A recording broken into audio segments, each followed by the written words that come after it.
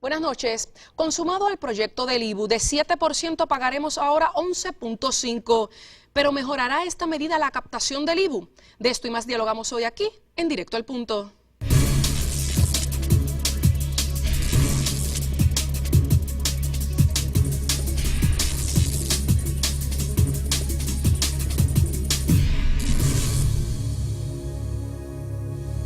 Buenas noches, les saluda Mariel Pagán. Hoy aquí me acompaña el profesor y economista Héctor Ríos Maura. Saludos, buenas noches. Muy buenas noches, Mariel. Encantado de estar aquí como siempre y saludos a los amigos y amigas televidentes. Bueno, por fin, por así decirlo, se cerró esta etapa, o por lo menos 3 puntitos suspensivos, ¿verdad? En cuanto al IBU-IVA se refiere, ya las cámaras legislativas, ambos cuerpos aprobaron esta medida, se convertirá en ley. Para usted, ¿es igual de mala, más mala o que la anterior? Pues efectivamente, como en las tragedias griegas, se cierra un capítulo, un acto, y vamos al próximo. Y este que se acaba de cerrar, en mi opinión, consolida una presentación del Estado, el gobierno de Puerto Rico, peor que lo que se sugirió en torno al IVA. Y es peor, Mariel, por varias razones. El IVA era defendido porque alegadamente era superior filosóficamente. Realmente hay que puntualizar de entrada que estamos ante un gobierno que cree en la filosofía de un Estado grande, de un gobierno resuélvelo todo, de un gobierno que aumenta el presupuesto por razones filosóficas todo el tiempo.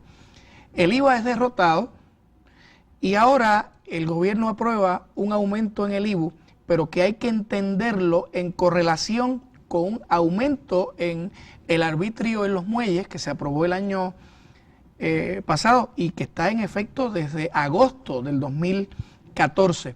Además, acaban de aprobar en este proyecto, Mariel, y termino para que podamos desarrollar la tertulia, el llamado business to business, que es un impuesto de 4% en los negocios entre empresas, y también han aprobado un impuesto a las megatiendas. Todo esto sin tocar el ámbito de income tax, porque la idea original, como el gobierno anterior había reducido las tasas de contribución sobre ingresos y las personas hasta $20,000 en su carácter individual y las parejas hasta $35,000 no tenían que rendir, este gobierno iba en la misma dirección a aumentar eso. Y eso está fuera del panorama, así que aumentan impuestos dramáticamente, consolidan esta filosofía de Estado grande cerca de cierto socialismo en versión puertorriqueña, sin ningún tipo de alivio. En resumen, yo creo que es peor, Mariel. Aquí este proyecto específicamente, ¿verdad?, del IBU del 11.5% se concentró en las comidas, ¿verdad?, en los alimentos, que si los restaurantes, pero la pregunta es, ¿solamente es esto lo que se afecta? Porque independientemente esto es un efecto dominó, aunque no le aplique directamente a ellos, de por sí la carga, el manejo, la transportación, como quiera va a tener su incremento en los precios del supermercado. Totalmente cierto, Mariel, y precisamente es importante que veamos esto como un todo. No olvidemos, usted acaba de mencionar un factor esencial para el transporte, el combustible. Ya anunciaron que ahora en estos meses va a aumentar. Pero es que este gobierno ya lleva 2 aumentos a la gasolina dramáticamente. Yo tengo un amigo que compra su gasolina en Buchanan, en el fuerte militar, y paga por galón cerca de 24 centavos menos que lo que paga usted y pago yo fuera. Es dramático. Y cuando se siguen añadiendo impuestos en la cadena comercial, se está agravando el consumo. Aquí se debatió la exclusión de los alimentos y finalmente se excluyeron una parte de ellos, no todos. Al final se querían incluir los congelados, un levantamiento público y también se excluyeron, pero están incluidos una gran cantidad de bienes que van a aumentar el costo de productos y servicios a partir de julio 1. Eso lo que puede producir es, Mariel, un aumento notable en los precios, inflación, pero como la economía no está creciendo y no se está generando empleo, se puede dar un fenómeno de deflación, que es cuando probablemente a corto plazo el precio no aumenta, pero la economía se sigue achicando. Pero de deflación vamos a ir a inflación, un aumento en el precio general de productos y servicios. Usted que ha estado, ¿verdad?, dentro del mundo de la economía, ¿cómo usted evalúa qué es lo que va a estar pasando independientemente, ¿verdad?, del aumento en los productos o servicios en términos generales? Hay muchos negocios que ya han estado cerrando, mucha gente emigrando, pero ¿cuál va a ser el mayor impacto, según usted, con este aumento del IVU en esta primera etapa? Porque después en los próximos meses va a cambiar a un IVA. Así es. Bueno, es que podríamos establecer como hipótesis, Mariel, que esta combinación entre IVU e IVA es un híbrido que nos acerca más al IVA, que fue derrotado, pero el gobierno, por medio de esta legislación, pues nos trae el IVA encubierto, digamos que maquillado. ¿Qué va a ocurrir? Yo creo que añadir impuestos de una forma tan dramática, porque no son los primeros. Aquí se han aprobado más de 100 impuestos en los pasados 2 años y medio. Es decir, desde enero principalmente del 2013. Añadir impuestos a una economía que está en recesión es como añadir toneladas de peso a un barco que se hunde.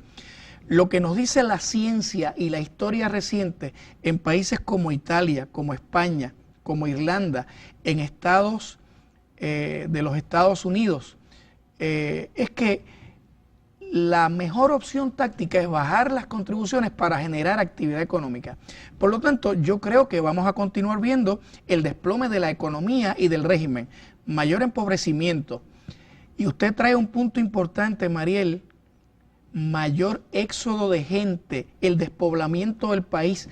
Por lo tanto, el razonamiento del gobierno no necesariamente es cierto. Aumentar los impuestos no necesariamente va a aumentar la recaudación, porque cada día se va más gente de Puerto Rico. Oiga, y hay que ver la gente que empieza a solicitar los servicios del PAN, de reforma, que usted sabe que no está muy bien parada, porque o le quitan horas en su trabajo o van a quedar despedidos en las próximas semanas o próximos meses y van a tener que recurrir, los que no puedan irse por X o Y razón, a los servicios del gobierno. En resumen, la depresión económica se va a agudizar. Vamos a ver menos actividad comercial, vamos a ver mayor salida de puertorriqueños. Lamentablemente eso quiebra, fractura la familia puertorriqueña. Ya hay más de 4,5 millones de puertorriqueños en los estados. Así que me parece una política económica totalmente equivocada, que no va a aumentar la competitividad del país. Y a todo esto, Mariel, añado que hay un dilema ético, porque el gobierno nos ha pedido a los puertorriqueños que hagamos ajustes. Usted los hace en su casa, yo en la mía. El que me ve los hace. Pero yo me pregunto, ¿cuáles son los ajustes del gobierno? Sí. Porque el gobierno acaba de aumentar el presupuesto de 9.500 a 9.800 millones. Es lo que está planteado por el gobernador. Así que aquí se trata de medidas para salvar al gobierno, no al pueblo. No, y yo digo, a veces ajustes a ver a las personas, todos nosotros lo hemos tenido que hacer. Yo a veces digo, ¿verdad? Comentando con varias amistades, el ajuste de nosotros es dejarle que el gobierno nos quite el salario, nos hagan una comprita y ese es el ajuste que podemos hacer. Eso ocurre cuando hay gobiernos que parten de la premisa de que el centro de la actividad humana es el gobierno. Y yo creo que tenemos que movernos en Puerto Rico a una filosofía distinta. Quien nos puede echar adelante es el sector privado, la gente en coordinación con el gobierno. Pero eso es hechicería, pensar que el gobierno es el centro del éxito o el progreso humano. Eso es falso. El socialismo ha fracasado y tenemos que movernos a un modelo de responsabilidad individual. Y ha salido ya en los medios muchas historias de familias que antes salían con sus hijos a hacer, ¿verdad?, turismo interno, a darse la vueltita el domingo, que ya las han cortado. Todos hemos hecho ajustes. Todos. El que salía a X restaurante ha ido un poquito a un restaurante más económico, al simplemente hecho de no ir a ninguno. Pues mira, que el otro día estaba yo con mi hija en un restaurante de comida rápida, pero con una oferta de precios un poco más alta que los que son más utilizados, por ejemplo, para desayunos, almuerzos. Esta es una empresa muy exitosa, ¿verdad? Y yo estaba viendo el perfil de la gente y son familias enteras que probablemente antes iban un jueves cuando todos estamos cansados a comer fuera o un viernes a un restaurante upscale y ahora vamos a ese tipo de lugar. Y llegará el momento en que no saldrán. Bueno, y es que el número de quiebras de restaurantes es enorme. Este es el renglón de más quiebras el año pasado en Puerto Rico, restaurantes, porque comer fuera ya no es solo una actividad placentera, es una necesidad psicológica. A veces las familias estamos muy Oye, a veces uno necesita su complicada. espacio para relajarse, Hay que salir de la rutina. Y al puertorriqueño le Mira, gusta. vamos a volver, como me decía mi suegra a veces, que antes como no habían tantos restaurantes y tanta cosa, cuando iban a la playa o salía, ella se le madrugaba a cocinar y se llevaba su olla con las comidas. Vamos a tener que volver a eso. Es posible. Si queremos salir fuera de un viajecito largo, un domingo, como decimos por ahí. Tenemos que cambiar la ruta filosófica de este país, que yo creo que ha sido una ruta que este gobierno ha acentuado dramáticamente y que ha generado una depresión económica enorme, que genera a su vez una depresión emocional porque el país está triste y el país está ansioso. Río Mauri, vamos a una pausa y regresamos en breve. ¿Cómo no?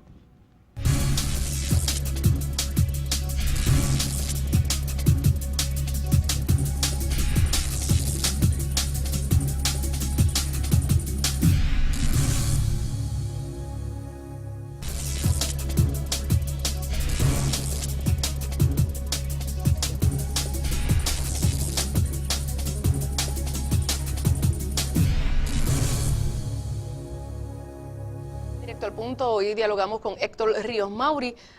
El presupuesto, empezaron hoy las vistas en el Senado, no hay tanto tiempo, ¿verdad? La sesión legislativa se acaba a finales de junio. ¿Se podrá en este tiempo de crisis evaluar un presupuesto en tan poco tiempo cuando siempre se empieza a finales de abril? Es más difícil, no hay duda, toda esta demora histórica que apunta a improvisación, a incompetencia, a fisuras, a conflictos. De hecho, aquí se levantaron muchos sectores sociales en contra del proyecto del IVA, hacen más complicado el proceso deliberativo. Así que no hay duda de que eso puede debilitar lo que al final se apruebe. Pero lo que envía el Ejecutivo en principio es más de una filosofía de aumentar el gasto público. Estamos hablando de un presupuesto que aumenta en casi 400 millones. Y uno se pregunta si en efecto eso va a abonar a la posibilidad de la economía de trascender esta recesión, depresión, ¿verdad? Porque el modelo de gasto público elevado es el que no ha funcionado. Y como señalaba hace un rato, en los rescates económicos, por ejemplo en Grecia, en Irlanda, en Italia, lo que se acordó fue bajar gasto público, Mariel. Sin embargo, no lo vemos en ninguna parte en Puerto Rico. Y eso, sin duda, abona al malestar ciudadano. Así que yo creo que en efecto vamos a ver una deliberación muy superficial y al final un aumento presupuestario que nada va a ayudar a que superemos el estancamiento terrible de la economía puertorriqueña. Una pregunta bien importante y un asunto que hay que evaluar. Siempre se habló de la captación del IVU, que ¿verdad? Siempre se debió de probar esta medida antes de hacer algún tipo de aumento, ¿verdad? De IVU, IVA, lo que fuera. ¿De qué le vale al gobierno aumentar a 11.5 si no mejoran la captación y si no desarrollan, ¿verdad?, un método que puedan, ¿verdad?, recoger bien ese dinero y hacer bien sus investigaciones de quién lo hace, quién no lo hace, versus la gente que tal vez vayan a votar empleados, le corten horas laborales? Va a haber un factor que a lo mejor no va a ser gran cosa lo que se puede recoger por varias situaciones, captación, despido, recortes en jornada. Totalmente cierto. Vamos a ver cómo reacciono a su planteamiento porque me parece muy interesante, muy acertado. Primero, el gobierno argumentaba que el IVA como modelo iba a permitir una mayor recaudación, porque habría tres fases: la recaudación en el muelle, la recaudación con el intermediario y la recaudación con el vendedor final. Lo cierto es que en el mundo se utiliza tanto el concepto de sales tax como el de IVA, y la recaudación no depende únicamente del modelo, sino de la eficacia del gobierno al hacerlo. El tipo de capitalismo americano es distinto al capitalismo europeo, en donde la intervención es mayor. El IVA está diseñado para un capitalismo más interventor. Es por eso que en Puerto Rico lo más lógico es que no apliquemos el IVA, sino una versión del sales tax. Por eso el IVA estaba defendido en términos de razones mundiales, pero olvidaba el pequeño detalle de que la economía puertorriqueña es parte de la economía americana. Así que lo primero que argumentaba el gobierno, repito, es que el IVA iba a aumentar la recaudación. Eso nos lleva a preguntarnos, si era cierto que el IVA aumentaría la recaudación, entonces ¿por qué nos aumentaban tanto la tasa? Tiene usted razón, ahora aumentan el IVU sin garantizar la eficacia en la recaudación. Por lo tanto, eso puede implicar el mismo problema de siempre, que se aumenta la tasa y somos ineficientes. El gobierno es ineficiente en la captación, pero eso nos lleva a otro problema peor aún. Si en efecto el gobierno es eficiente en la captación, pero seguimos con este enfoque de gasto público alto, entonces no resolvemos nada, porque estamos recaudando mucho para seguir alimentando un monstruo insaciable, para seguir tirando manzanas en una canasta sin fondo, para seguir aumentando la adicción de un adicto que no para de pedir y pedir droga, el gobierno. La semana pasada aún todavía no habíamos salido de esta situación ¿verdad? Del IVU, y ya vimos en los medios anuncios a color anunciando ya la reforma educativa. O sea, que el año escolar no ha acabado y ya están hablando de reforma educativa y anunciando algo que todavía no está ni concreto. Fíjese, los gobiernos, en eso probablemente todos tratan en ocasiones de desviar la atención cuando su popularidad desciende, y es el caso del gobierno. Sí, pero la actual. gente ve esos anuncios que hoy día los ven innecesarios. No, además que podemos hablar de la reforma educativa. Yo soy educador, ¿verdad?, a nivel universitario, y uno de los hechos más lamentables de la historia puertorriqueña, Mariel, es el desplome del sistema educativo público. Es vergonzoso. Nuestros resultados en matemáticas y ciencias apuntan al fracaso del modelo. Añadamos la deserción escolar, añadamos que seguimos atrás en el aprendizaje del inglés, y los grupos que no quieren que hablemos inglés como segundo idioma o idioma oficial tampoco fortalecen el español. Nuestro español está menoscabado. Es terrible. Hemos perdido más de 350,000, 400,000 estudiantes del sistema público en los últimos 10 años aproximadamente. Y estamos perdiendo maestros porque se están yendo. Y además, esa reforma que presenta el gobierno, yo creo que no va a un punto cardinal. Muchos de los mejores maestros son los maestros recién graduados, los que salen con bachillerato y maestría y son reclutados y llegan con gran entusiasmo al salón de clases. Y esa reforma no ofrece incentivos para esos maestros jóvenes y nuevos que terminan o en el estado de Texas o California o Florida, y los perdemos. Estamos invirtiendo en gente que no se queda, y no se queda porque no los podemos retener. Yo creo que ellos tienen perfecto derecho a irse, ¿verdad? Así que ese sistema educativo está gremializado. Esa ideología sindicalista también detiene la capacidad competitiva. Así que ese proyecto, Mariel, tampoco está enfocado en la dirección que debe estar enfocada, una pieza para mejorar el sistema educativo. Y volviendo al tema del IVA, hace poco había salido que una de las críticas que se le había hecho a la reforma derrotada fue que tenían que contratar personal externo a Hacienda, porque según el mismo gobierno decía que Hacienda no tenía la capacidad de recaudar el IVA, que eso es inconcebible, tú contratar, hablando de contratación, a alguna compañía que sabrá Dios con cuántos millones o para que maneje el IVA, porque no se podía. O sea que si se convierte en IVA, en estos meses hay que evaluar finalmente cómo se va a hacer ese IVA a través de Hacienda. Es un reconocimiento de incapacidad que contradice el reclamo oficial de Hacienda de favorecer la medida. Yo creo que tenemos que seriamente pensar en que los municipios tengan mayor injerencia en la gestión de cobro, porque los municipios han logrado mayores porcientos que el Estado a nivel central. Así que hay una contradicción clara que anuncia incertidumbre. ¿Qué va a ocurrir en este esquema de recaudación? No lo sabemos. Solo sabemos que nos van a aumentar los impuestos una vez más, pero no sabemos si aumentará la captación, y si aumenta no sabemos qué va a ocurrir con el más dinero, que el mayor auge y el mayor ingreso de dinero que va a tener el gobierno, que es un esquema de un gobierno que cree que es la razón de ser de la sociedad, es sumamente peligroso, Mariel. Y otro punto importante que presenta esta nueva propuesta aprobada en la legislatura es la Comisión de Alternativas para Transformar el Impuesto al Consumo, mejor conocida como CATIC. Que ahora, ¿qué pretende? Va a ser que se supone que tan pronto sea firmada, ellos se reúnan bajo, ¿verdad?, ciertas personas que dicen a la ley para discutir posibles enmiendas al recién aprobado proyecto. O sea que todavía este proyecto va a dar que hablar, como pasó con la crudita 1 o 2, se habla de una posible crudita 3. O sea que este proyecto todavía aún así, como se fue concebido y firmado, no va a ser final.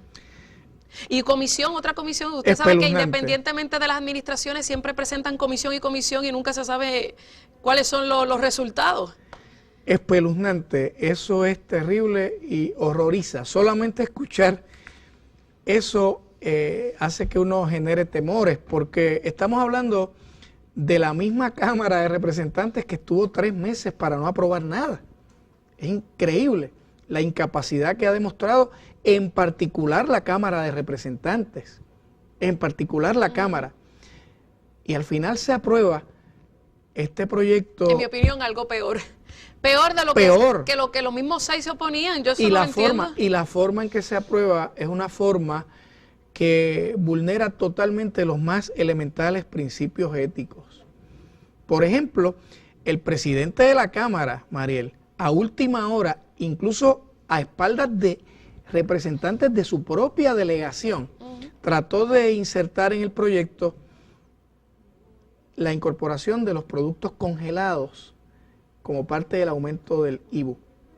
Y logró el apoyo de la Asociación de Restaurantes en una movida un tanto nebulosa, porque podría uno pensar que los dueños de restaurantes que están en la asociación concluyeron que si aumentaban los productos congelados en los supermercados, la gente compraría menos en el supermercado e iría más a los restaurantes. Eso es una hipótesis, pero luce mal.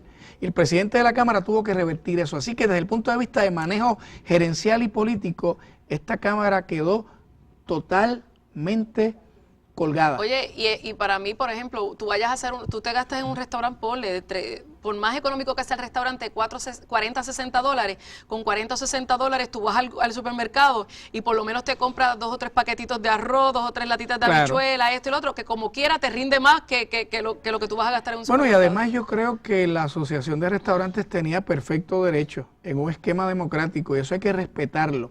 Lo que luce mal es la forma atropellada en que se coloca esto a última hora con la anuencia del presidente de la Cámara. Vamos a una pausa y regresamos a la parte final de Directo al Punto.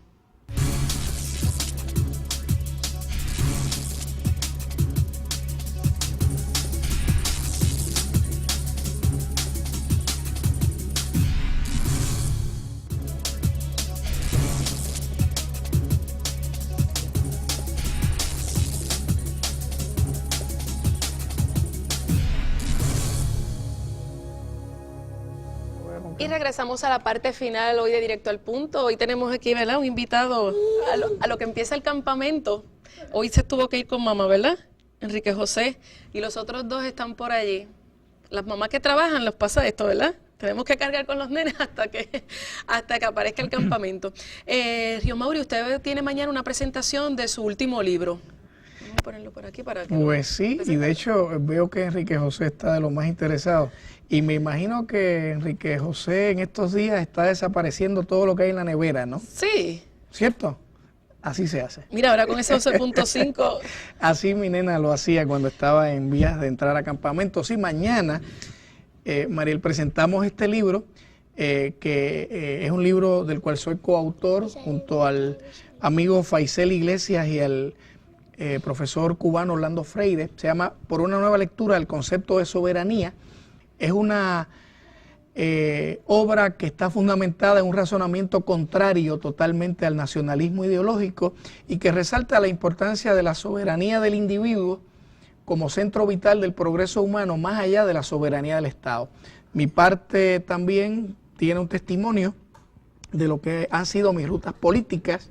Yo estuve en una época de mi vida militando en una corriente política que es el independentismo. Hoy creo en la integración plena e igualitaria de Puerto Rico en el contexto de la nación americana, y el testimonio está planteado para generar debate con un gran respeto por todas las ideas políticas.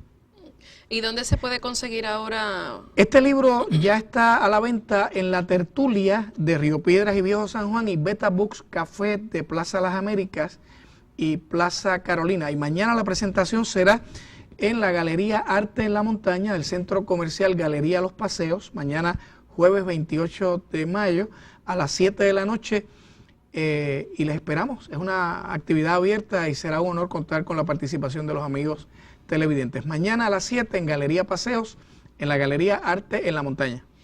Pues ya lo saben, es una nueva alternativa de lectura para, ¿verdad?, los amantes de los análisis políticos. Pues gracias, Héctor Ríos Mauri, por haber estado aquí con nosotros. Ha sido un verdadero placer, muchísimas gracias, y espero que todo siga bien con los amigos y amigas televidentes. Será hasta una próxima intervención de Directo al Punto.